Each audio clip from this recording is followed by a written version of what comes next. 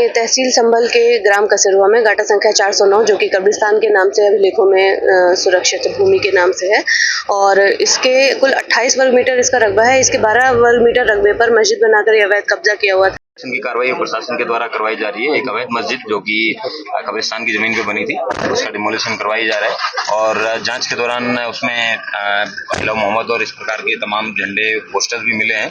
किन लोगों के द्वारा इनको रखा गया है, प्रिंट करवाया गया है, इस सबकी जानकारी है। देखिए, जनपद में सार्वजनिक जमीन से अवैध अतिक्रमण को लगातार हटाया जा रहा है। इसी क्रम में गांव कसेरुआ में कब्रिस्तान की जमीन पर अवैध कब्जे की शिकायत थी, जिसमें तहसीलदार कोर्ट में नियमानुसार बात दर्ज करके नोटिस जारी किया गया था। हमारा एक तरफा आदेश हुआ, एक तरफा आदेश नहीं, उन्होंने हमारी उस पर कार्रवाई कर दी। हमारी मस्जिद छोड़ दो, हमें कुछ नहीं चाहिए, मस्जिद चाहिए, हम मस्जिद रख दें यहीं पे।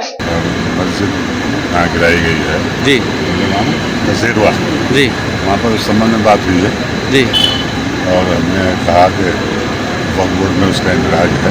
न्यायालय की प्रक्रिया के बाद ये मस्जिद टूटी, वो भी कब्रिस्तान की ज़मीन पे आपने मस्जिद बना दी। 20-25 साल होने को आ गए थे और जो संबंधित अधिकारी थे वो कोई भी साक्ष्य प्रस्तुत करने में सफल नहीं हुए जो ये स्थापित कर सके कि वो ज़मीन जो है कब्रिस्तान की नहीं है और मस्जिद की ज़मीन नहीं। 409 गाटा संख्या पे कब्रिस्तान की भूमि पे जो नाम से दर्ज है उस पे बनी हुई मस्जिद को शहीद कर दिया गया।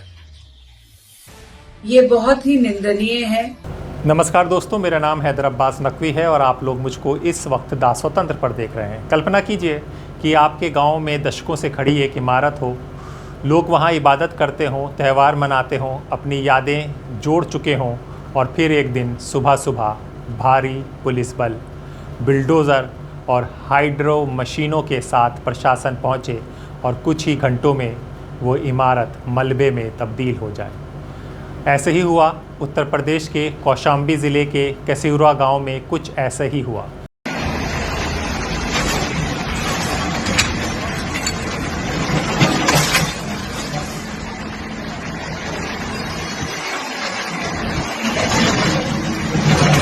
जी हाँ, लेकिन सवाल सिर्फ एक मस्जिद के गिराए जाने का नहीं। असली सवाल ये है कि क्या ये कार्रवाई पूरी तरह कानून के मुताबिक हुई?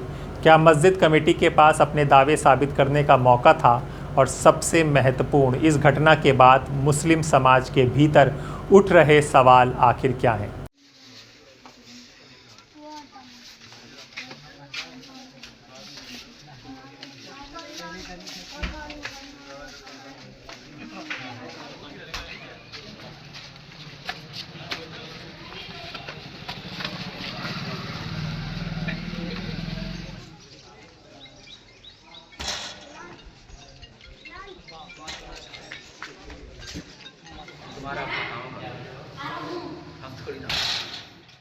चलिए पूरी कहानी को विस्तार से आपसे साझा करते हैं।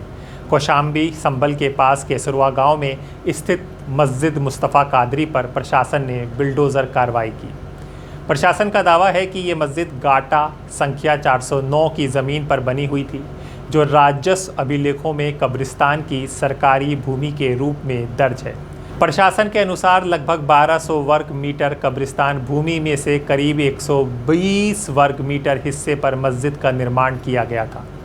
शिकायत मिलने के बाद राजस्व विभाग ने जांच की और निष्कर्ष निकाला कि सरकारी भूमि का अतिक्रमण हुआ है। ये तहसील संभल के ग्राम कसेरुआ में गाटा संख्या 409 जो कि कब्रिस्तान के नाम से अभिलेखों में सुरक्षित भूमि के नाम से है और इसके कुल 28 वर्ग मीटर इसका रकबा है। इसके 12 वर्ग मीटर रकबे पर मस्जिद बनाकर ये अवैध कब्जा किया हुआ था, जिसको तहसीलदार न्यायालय से धारा 67 की कार्रवाई करके इसके बेदखली के आदेश पारित किए गए हैं और उसी के क्रम में आज बेदखली का क्रियान्वयन किया जा रहा है। इसमें कुल 1,12,800 रुपए का जुर्माना भी अधिरोपित किया गया है। इसमें फाइल में आए हुए थे, इसमें जो मस्जिद के मुतवल्ली हैं वो फाइल में उन्होंने अपीयर हुए, लेकिन उन्होंने कोई आपत्ति नहीं की, तो चूंकि वो अपीयर हुए थे फाइल में और तो ये जुर्माना भी।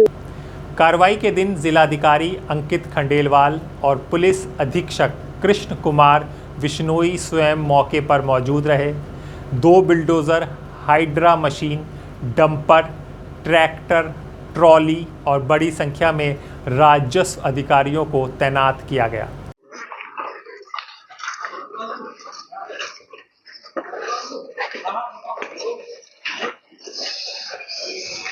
अभी क्या कहते हैं? I love Mohammad.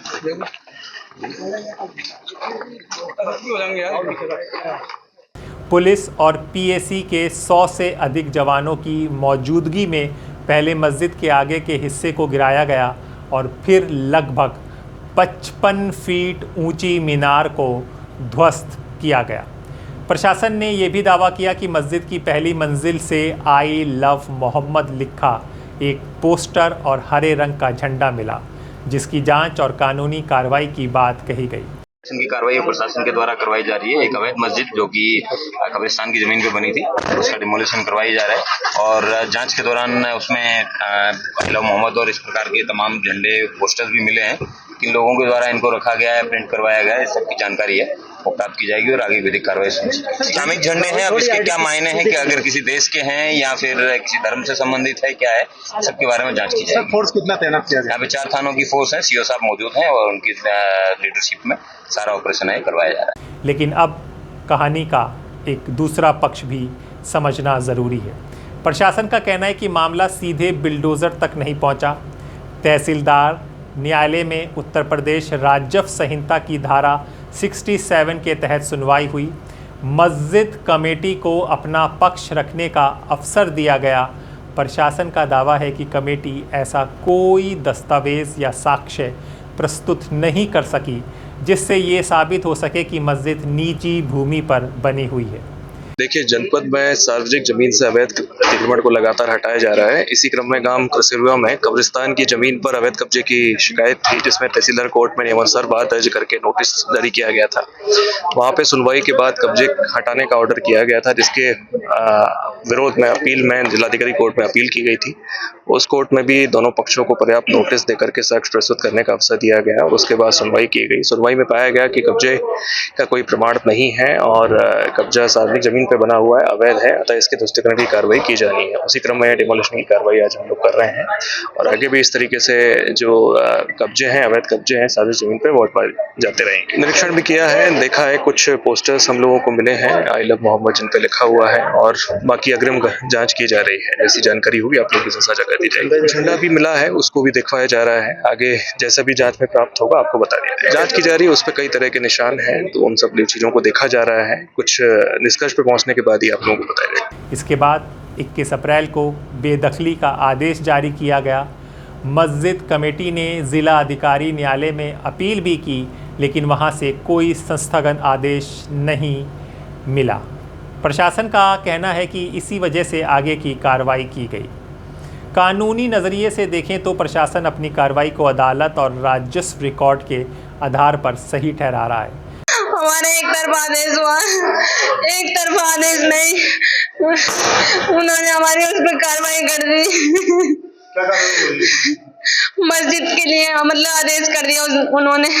हमें एक बिल्कुल भी नहीं सुना गया, एक पॉइंट भी नहीं सुना गया।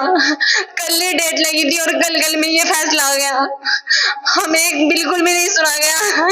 हमारा ये कहना है साहब, हमारी मस्जिद रह जा, हमारी मस्जिद किसी को नहीं सता रही, नहीं ले जा रही, बस हमारी मस्जिद छोड़ दो, हमें कुछ नहीं चाहिए, मस्जिद चाहिए, मस्जिद रहने यहीं पे।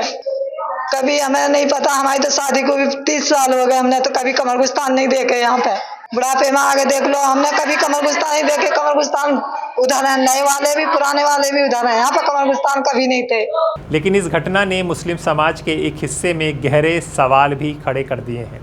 वरिष्ठ सामाजिक कार्यकर्ता इस्माइल बाटीवाला और लेखक शफीक फैज़ी का मानना है कि देश भर में मस्जिदों, मदरसों और धार्मिक स्थलों पर हो रही कार्रवाई को केवल कानूनी विवाद के रूप में नहीं देखा जा सकता। उनका आरोप है कि मुस्लिम नेतृत्व का एक हिस्सा ऐसे मामलों में प्रभावी कानूनी और सामाजिक लड़ाई लड़ने में विफल रहा है। शफीक फैज़ी अपने लेख में एक बेहद तीखा सवाल उठाते हैं। वो लिखते हैं कि क्या मस्जिदों की रक्षा के लिए उपलब्ध सभी कानूनी रास्तों का इस्तेमाल किया जा रहा है? यदि नहीं, तो इसकी जिम्मेदारी किसकी है?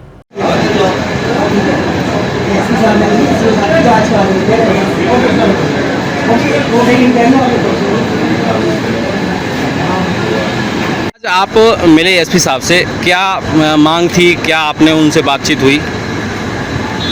नहीं, हमने DSP SP साहब से नहीं, DM साहब से भी बातचीत की पहले, फिर इनसे भी बात की। संभल में जो मस्जिद यहाँ गिराई गई है जी नाम कसेरवा जी, वहाँ पर उस संबंध में बात हुई है जी, और हमने कहा कि वक्फ बोर्ड में उसका इंतराज है, कागज़ देखने चाहिए थे पहले। जी।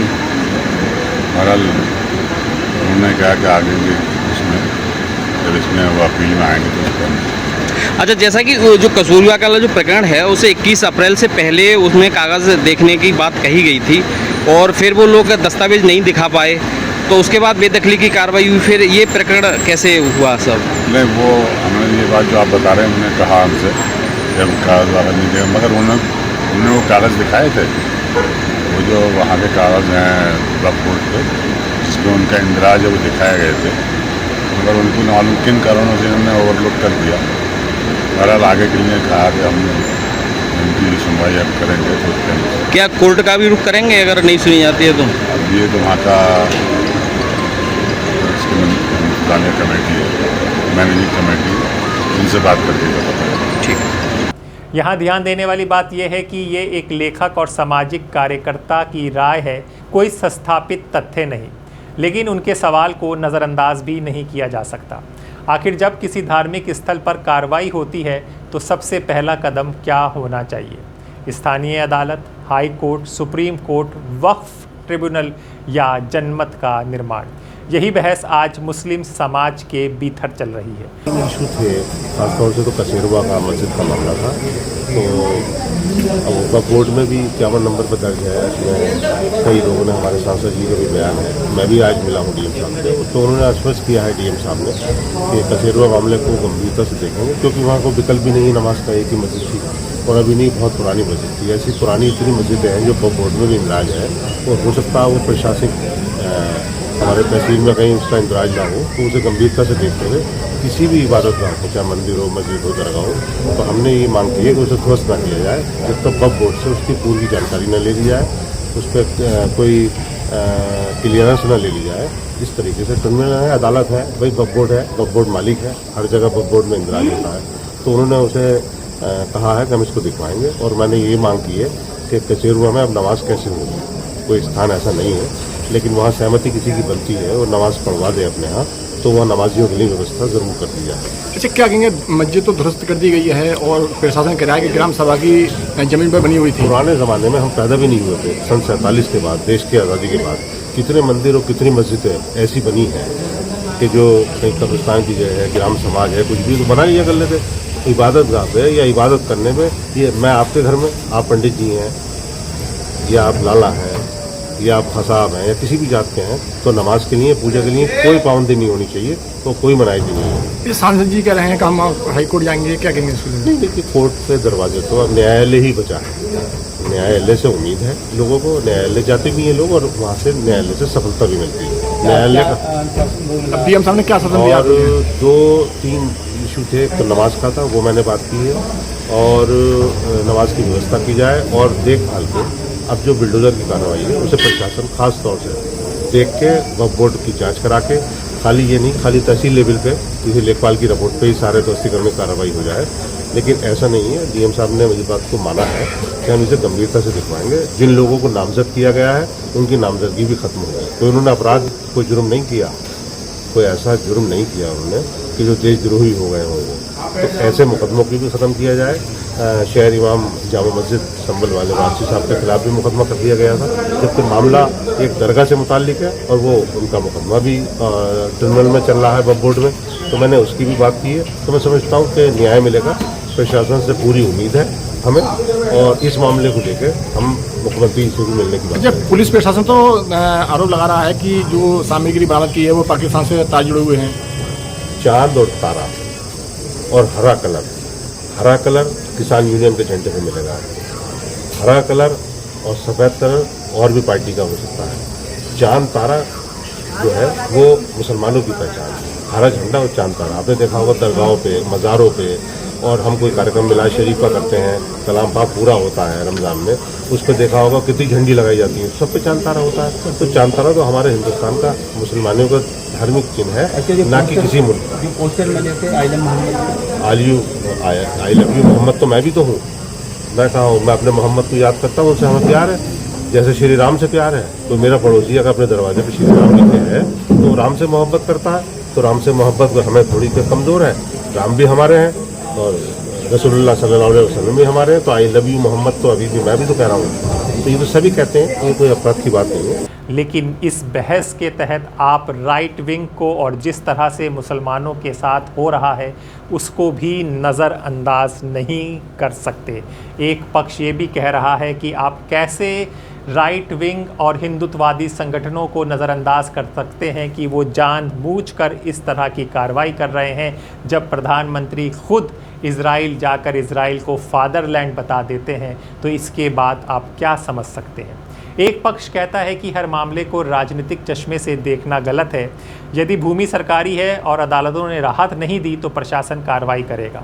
न्यायालय की प्रक्रिया के बाद ये मस्जिद टूटी, वो भी कब्रिस्तान की ज़मीन पे आपने मस्जिद बना दी। 20-25 साल होने को आ गए थे और जो संबंधित अधिकारी थे वो कोई भी साक्ष्य प्रस्तुत करने में सफल नहीं हुए जो ये स्थापित कर सके कि वो ज़मीन जो है कब्रिस्तान की नहीं है और मस्जिद की ज़मीन नहीं। दूसरा पक्ष कहता है कई मामलों में कानूनी लड़ाई पर्याप्त मजबूती से नहीं लड़ी जाती, जिसके कारण समुदाय के धार्मिक स्थलों को नुकसान उठाना पड़ता है।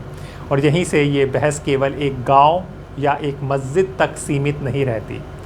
ये बहस नेतृत्व, कानूनी जागरूकता, संस्थागत तैयारी और समुदाय की रणनीति तक पहुंच जाती है। नमस्कार, मैं पिंकी यादव, विधायक असमोली, जनपद संबल से।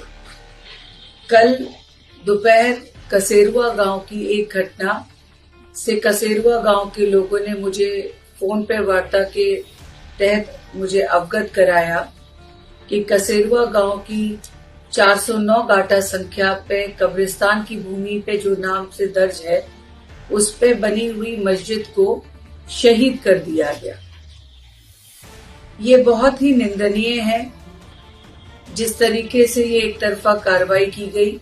सबसे बड़ा सवाल ये है कि क्या भारत जैसे लोकतंत्र में धार्मिक स्थलों से जुड़े विवादों का समाधान बिल्डोज़र से होना चाहिए या संवाद या न्यायिक प्रक्रिया के ज़रिए? और दूसरा सवाल, क्या किसी भी समुदाय को केवल भावनात्मक प्रतिक्रिया देने के बजाय मजबूत कानूनी तैयारी, दस्तावेजीकरण और संस्थागत क्षमता पर ज़्यादा ध्यान देना चाहिए? चाहता हूँ कि इस चीज़ से हम लोग, बल्कि मैं संबल के साथ साथ उत्तर प्रदेश और हिंदुस्तान के सभी लोगों से ये कहना चाहता हूँ कि आप लोग बीजेपी की पॉलिसी के तहत आपस में धर्म के नाम पर नहीं लड़ें, लेकिन धर्म के नाम पर नहीं लड़ें जिससे कि बीजेपी को फायदा हो। जो बीजेपी सरकार मुसलमानों सहित पूरे पीढ़ियों को नुकसान पहुंचाना चाहती है उसके खिलाफ आवाज उठाएं। आपको किसी पुलिस प्रशासन सरकार से कोई लड़ाई डंडे से नहीं लड़नी, बल्कि जो कानूनी हथियार हमारे संविधान ने दिया है उसके तहत लड़नी है। आप पूरे मेरे संभल उत्तर प्रदेश हिंदुस्तान के अपने नागरिक, सम्मानित नागरिकों से कहना चाहता हूं कि जहां कहीं भी आपकी धार्मिक स्थल, मस्जिद, मदरसे पे अगर ये टारगेट करते हैं तो आप उसकी आवाज़ उठाएं और आवाज़ मजबूती के साथ उठाएं। ये हमारा संवैधानिक अधिकार है। शांति, उसमें कोई, जाहिर सी बात है, इस टाइप का कोई काम करेंगे तो ये लोग जो है आपकी आवाज़ को दूसरा रुख देने का प्रयास करेंगे। लेकिन आप कानूनी लड़ाई भी मजबूती के साथ लड़िए। कोई मामला, कोई अधिकारी, पुलिस प्रशासन का कोई अधिकारी अगर गलत करता है तो आप ये डर के मत बैठिए कि आपको के खिलाफ मुकदमा लिख करके फांसी लगा देंगे। ये कोई घोल के नहीं पी जाएगा कोई अधिकारी या सरकार। हम सिर्फ इतना कहते हैं कि आप कानूनी लड़ाई लड़िए। अगर पुलिस प्रशासन के अधिकारी भी गलत करते हैं तो उनके खिलाफ कोर्ट के अंदर जाइए। यहाँ पर फिर एक पॉइंट आता है कि बाबरी मस्जिद हो, कमाल मौला मस्जिद हो, उन सब के कानूनी दस्तावेज़, जो भी ज़मीन के दस्तावेज़ थे, सब मजबूत तरीके से थे, लेकिन उसके बाद भी डिसीज़न आप लोगों के सामने है। इसीलिए केसरुआ की ये घटना अब सिर्फ एक स्थानीय खबर नहीं रह गई, ये उस बड़ी बहस का हिस्सा बन चुकी है जिसमें कानून, आस्था, राजनीति और नेतृत्व चारों एक साथ खड़े दिखाई देते हैं। अब फैसला आपको करना है। क्या ये केवल सरकारी भूमि पर अतिक्रमण हटाने की कार्रवाई थी या फिर ये उस बड़े विवाद का एक और अध्याय है जो देश में धार्मिक स्थलों और पहचान की राजनीति को लेकर लगातार गहराता जा रहा है। अपनी राय कमेंट में ज़रूर दें और अपने दोस्त हैदर अब्बास नकवी को इजाज़त दें। फिर होगी मुलाकात एक सच्ची रिपोर्ट के साथ। तब तक के लिए दास स्वतंत्र।